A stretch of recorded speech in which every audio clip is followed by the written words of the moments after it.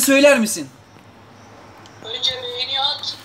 Ya bak yemin ederim atacağım sana, yemin ediyorum. Ama kaçarsın diye atmıyorum sana o beğeniyi. Ya benim sözüm sözdür hadi. Tamam, sen Erzurumlu musun? Yok ben İzmirliyim canim. İzmirli misin? Ee, Aa, sen cansın ya. hadi beğeni at. Attım, şarkı söyle. Elinden bir şey gelmiyor yar beni. Günler geçmiyor alım vur beni. Elim ama sen beni zalim. Uydar beni. Bunu var o sana var uy uy uy uy. Elim yanında göremez seni. Neler çektim bilmiyorsun uy uy uy uy. Abartsan gelmezsen güzelim. Bakın şu zalıma. Sen bir sevmedin sen vurmani. Helal olsun ben asla uy uy uy.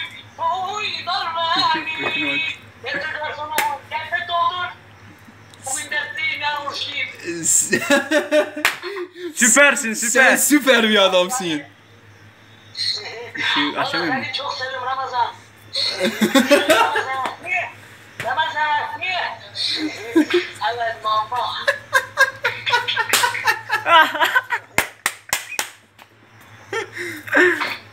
Yeter oğlum beğendin mi? Beğenmişim ya.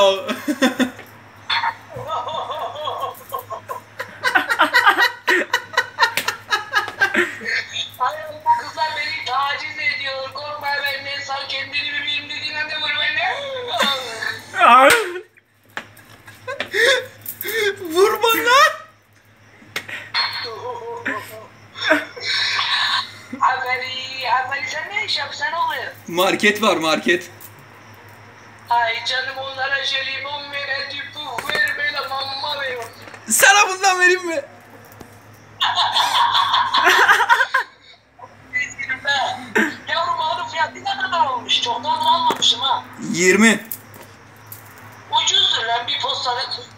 Yok, içinde 10 tane var ya. O zaman 10 tane posta atarsın şebeke full çekeceğim. O Gangnam Style hop.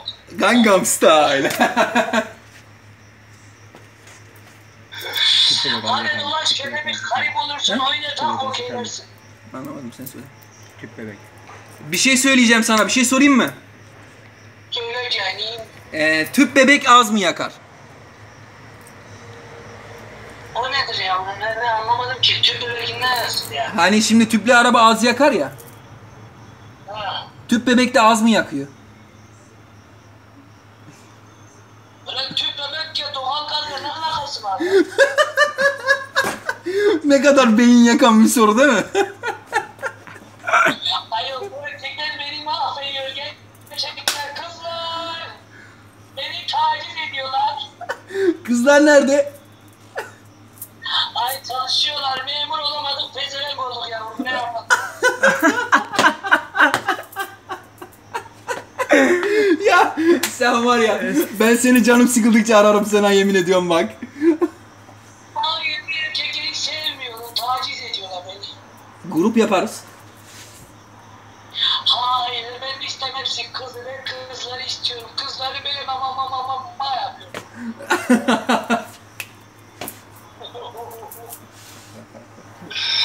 Ayol bu kızlardan olmasa biz erkekler 5 para etmeyiz lan. Birbirimizi yeriz valla. Vallahi ya, o kızlar 10 numara galiba. Kızlar bizim için yaratılmış. Ayol böyle geliyor ağzıma işiyor. Böyle yanlamasına böyle